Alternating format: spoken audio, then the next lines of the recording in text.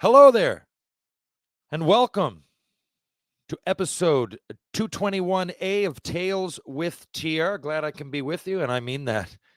We are in the middle of a very, very, very, very busy week on Shoresy. Each day is filled with a lot of dialogue, context, actors, situations, and as is usually the case when you wind things down. Shooting season 4 here, but yeah, it is just wild. So you'll notice that my pods have been going up a little haphazardly. I'm kind of a week behind. So this 221A should have been up the beginning of this week. Scatcherd's episodes should have been out last week. I apologize. It's just real hectic and busy up here, and I'm happy that the podcast network, the Hockey Podcast Network, I work under that umbrella, and it's just great because, guys, I speak into the microphone and kind of set it up. They have all the options there for me. I hit my overlay. I go to StreamYard. I press record. When it's done, I let them know. And, the YouTube version is one thing, but it has to be not heavily. I don't edit much, but it has to be produced. You have to hear the intro music, the outro, the sponsors, all those things, and those guys do that for me. So I appreciate their patience, your patience, and I really appreciate Dave Scatcherd for coming on last week. We're going to get Volume 2 done as soon as I can organize a schedule. I think tomorrow I'm just going to have Brad Brown on. Just going to have Brad Brown, like 400-game NHLer. I'm just going to have Brad on. No, good friend, and I know I can always Brad, Jason Podolin, Ken Reed, Taran Samwith. There are a few guys I'm sure you've noticed that I can have on here whenever, which is most of my guests, but I guess they're close enough that they will do it at the drop of a hat, and I can just shoot the shit with those guys without having to do much research. And that's honestly how we often have to do it here at when I'm doing Shoresy because of those things. Before I go further, and I should have said this right off the bat, but I'm late here to this, but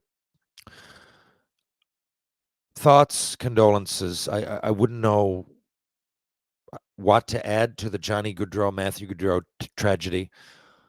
Well, they lost their lives, but it's tragedy for their family, for everybody really involved, which I think extends to the fan base. I mean, did you see some of those memorials?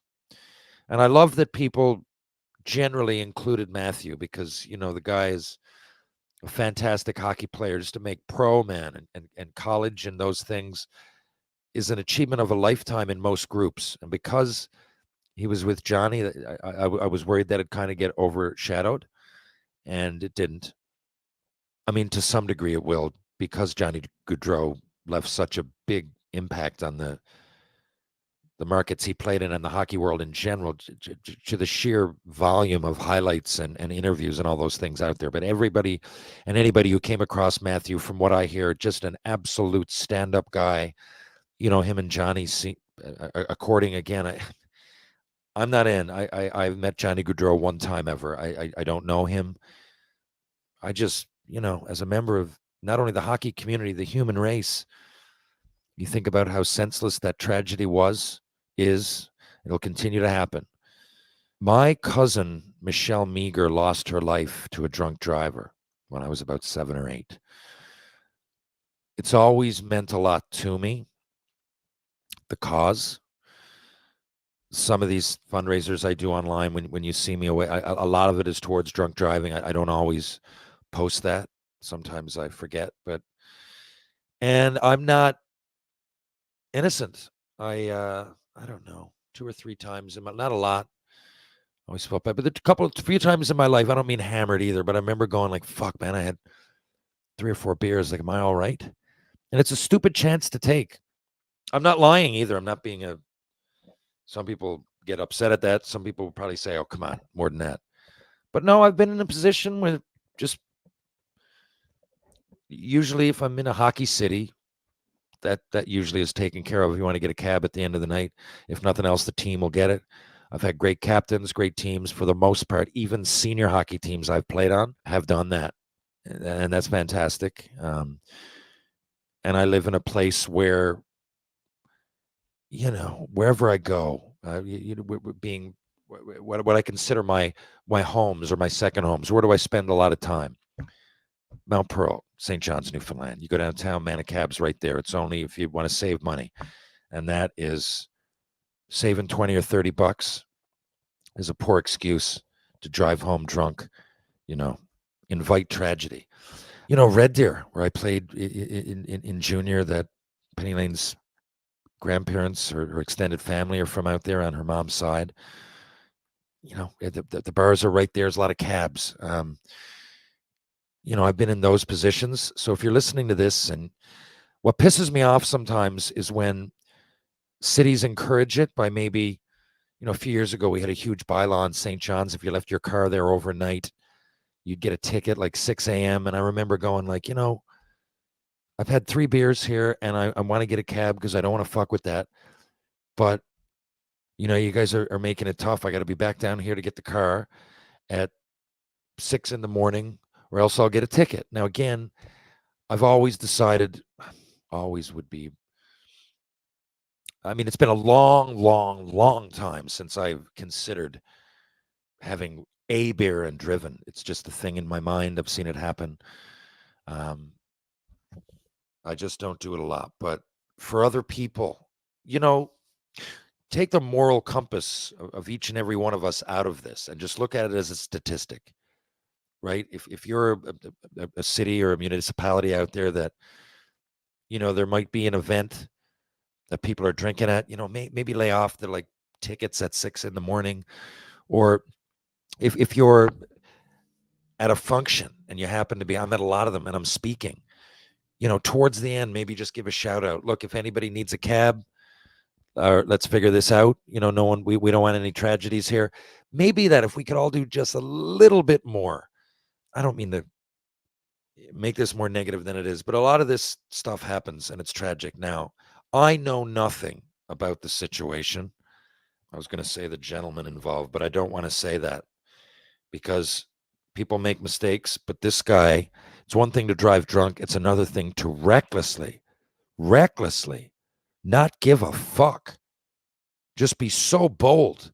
And according to all reports, this guy was passing when he shouldn't have, in the wrong place on the road, speeding and loaded, and took out 2 genuinely good people that give back, that were getting ready to celebrate their sister's beautiful unity with her partner. It was a time to be celebrated by everybody involved. Hockey had fucking nothing to do with it. They're just good people having a good time and celebrating life. And then that shit happens.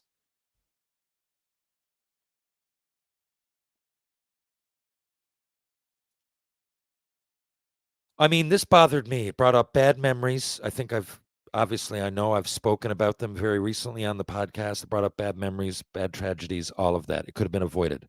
Now, I don't want to jump to conclusions either. I don't. It's hard not to. But I will say that this guy, Sean Higgins, everything I've said so far seems like a fact. Now, if it is, he was quoted as saying, "What? I got to stay in here till Tuesday?" When he found out. Now, if that's the fact, I'm in here till Thursday. Now, I'm reading this as a quote. It's in the New York Post. It's the Toronto Sun quoting the New York Post. So, who knows? Papers can be biased, but this is a quote. So, ... I'm here till Thursday. An exasperated Higgins asked Judge Michael L. Silvanio when he learned he would be held in jail over the weekend. Then he said he only had 5 or 6 beers prior to the crash. Like, honestly, those comments are even just, I can't fucking read it because I want to take this computer and smash it off the fucking windowsill. Anyway, it's tough, right? It's tough for us. And by the way, I know the Sketchet interview came out yesterday or whenever today with 221 or 220 A and B. I didn't know that at the time. As soon as I stopped from Dave, when I finished the podcast with me and Sketch, put on my shit, got out to do what I was going to do, and I read it in the car ride Yeah, we had Shoresy that day. I read it in the transport. We were going out to Capriole to film, and I read it. I didn't know, so I didn't mean to be insensitive because it hadn't happened yet. At least the news hadn't broken. Anyway, thoughts, prayers, love to the family. I don't mean to be hypocritical. I often say I'm not religious. Prayers, when I say that, I mean, there's a level of meditation and love and outpouring of emotional vibes to the situation. That's my religion, okay? Thoughts and prayers to the family. And I know there's a lot of things being done. I don't want to single one thing out, but I follow the Habs.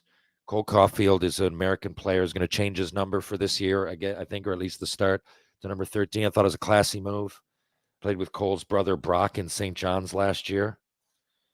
Part of the group of guys that will be my last professional teammates. And he was a great fella, man. We got talking and told me some cool stories about that family.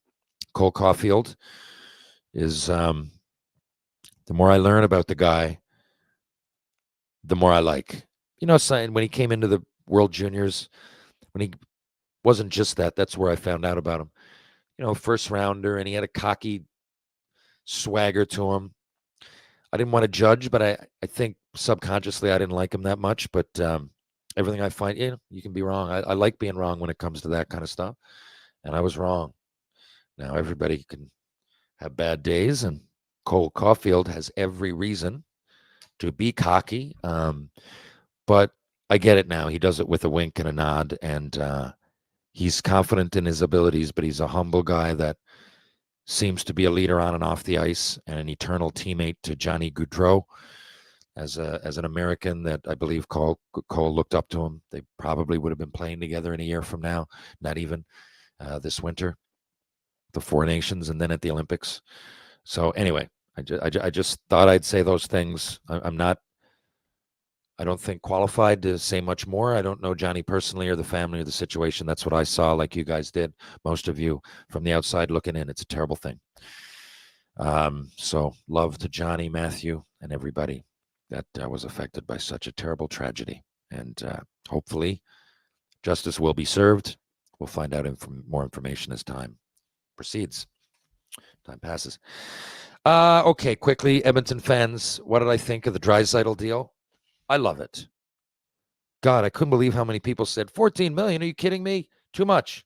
Look, far be it for me to comment on contracts and the financial side of the game because I'm not an expert, and I can't dive into too many details. I don't know how it's broken up. I don't know the cap hit exactly. But I do know how many years, and I do know how much money, and it's 8 years, 14 million, right? Look, I still think he took a bit of a haircut there. I do. It's Leon Draisaitl. Where are you putting him? I mean, wherever you put the guy, we're all going to agree he's top 5 in the NHL, right? I think we can all agree on that. We can generally agree that Connor McDavid, his teammate, would be the number 1 player. So, and for many reasons, I can go on with his stats and with his, his playoff performances are second to none. He plays injured. He plays most games. He's a phenomenal player. He's scored 50 goals.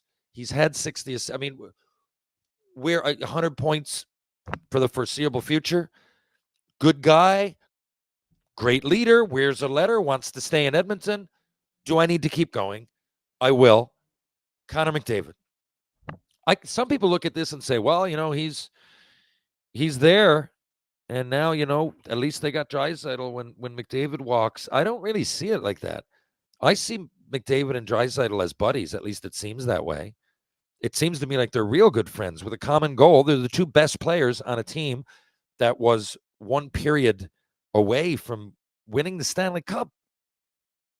And they're both phenomenal players, way ahead of most of their peers who happen to be NHLers who are way ahead of most of the rest of the world.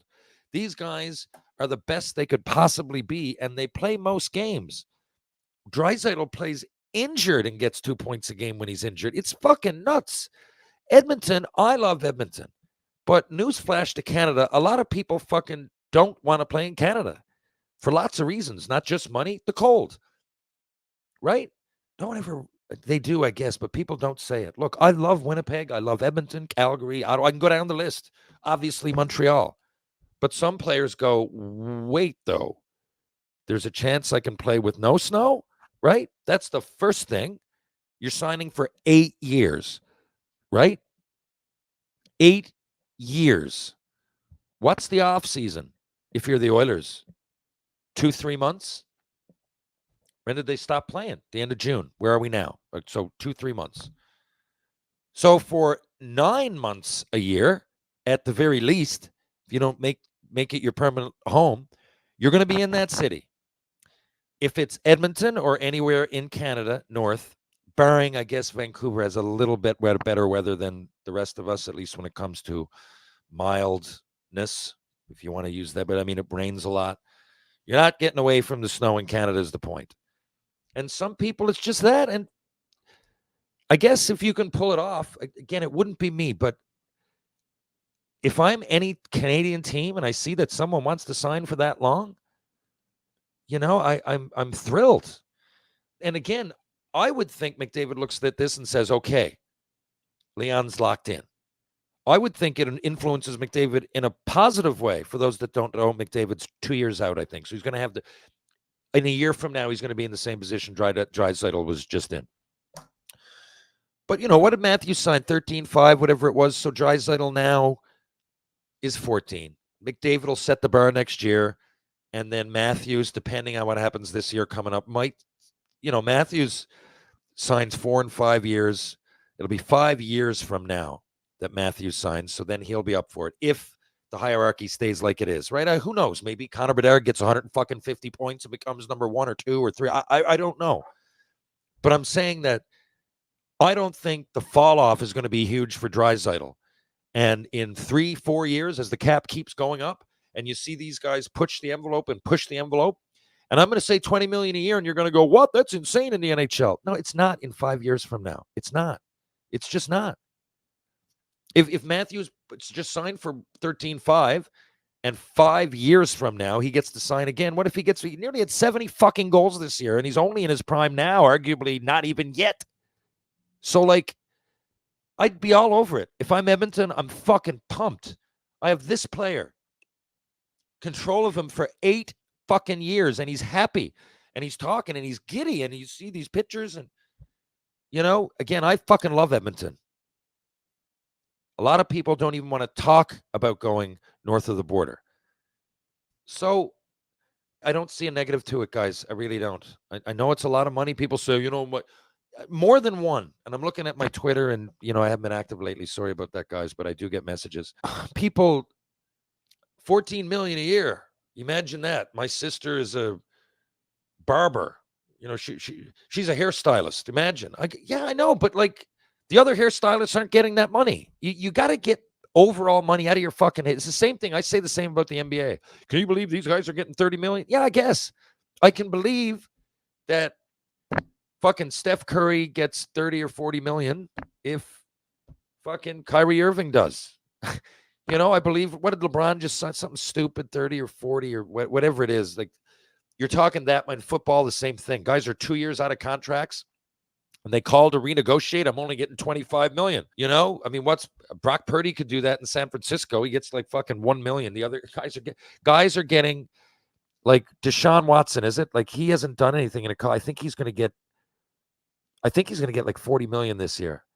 If I'm wrong, I don't have time to fucking look into it right now, but I know I'm right in the figures that I'm talking about, and generally, not just quarterbacks, but it just happens to be in the news lately. A lot of quarterbacks just generally tend to sign for that. And it's getting to the point that average ones. But again, that's football, and that's supply and demand.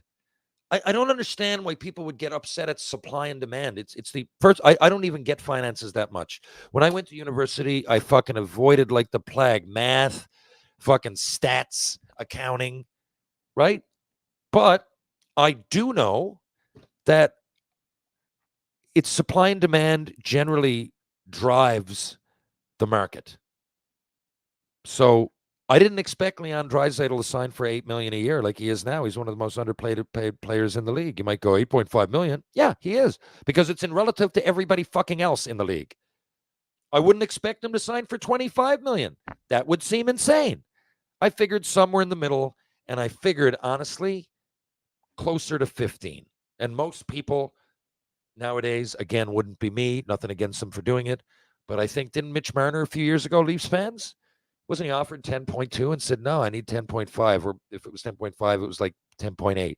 Whatever it was, we were like, at the end of it, we were talking about the difference between a couple of $100,000 that was going to be taxed anyway on this 10 or 11 million deal. So, like, people do hold out for every penny.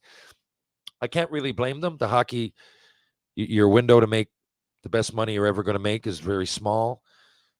Again, it wouldn't be me arguing about pennies, but I understand it. I'm often stupid when it comes to business, and I would have a lot more money now if I ever played my cards the way a logical businessman thinking logic first would think. So I don't hold it against him. I'm just saying, Marner did it. Draisaitl could have easily milked them for every fucking penny, and it could have been a little bit more. That's what I think. I really think he took a little bit of a haircut taking $14 million over the 8 years. Different if we're saying, okay, 1 year or 2 years. 8 years, meaning 8 years from now, if he hasn't dropped off, then it's the best contract in history. I think you do that assuming that they're going to drop off a little bit. Now, I also know that this guy's one of the most determined motherfuckers in the game. So he'll probably be like, what? Leafs. I'm going to go back to the Leafs. John Tavares, I think Draisaitl is obviously, he's a superstar. He's better than Tavares, I think, ever was in the league if you take relativity to everybody else. Draisaitl didn't get the Conn Smythe Trophy 1 year. I love Tavares. This is coming out the wrong way.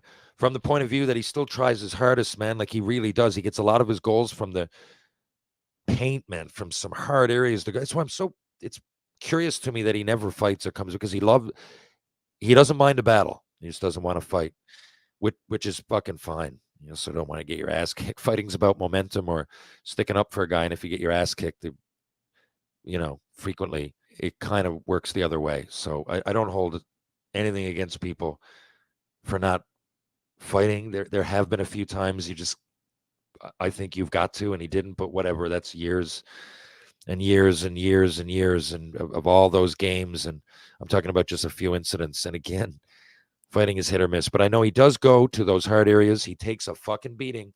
He puts his head down coming through the middle. Remember that concussion in the playoffs a few years ago? Look at the John Tavares goals. Just type in anything, any year. Type in any year. I've done it. Is like usually they have all John Tavares goals from that year, whatever. And a lot of them, man, are battling. He goes as hard as Ryan Smith in front of there, man. It's fucked. For a guy that's known for, I've heard some people say pussy. Pussy, are you fucking kidding me? Same thing with Draisaitl. Jesus, the boys don't fight. They're not pussies. Fucking play all those minutes. The NHL, I'd almost rather fight than take a fucking hit, especially the one like coming through the middle like Tavares did. But like I said, everybody's different. The point of all this is that Draisaitl signed. If I'm an Oilers fan, I'm fucking pumped. I really am. I wasn't going to go there, but if I'm a Leafs fan, I'm pumped to have Tavares there. I'll even it out. But anyway, it's a great day for Draisaitl, all the Oilers fans, and I think Connor McDavid. I think McDavid is happy today. He's extremely driven. Really, the only thing that he seems to really, really desire for it on the ice, off the ice, of course, he just got married and there's other things to life. Hockey's just a part of it.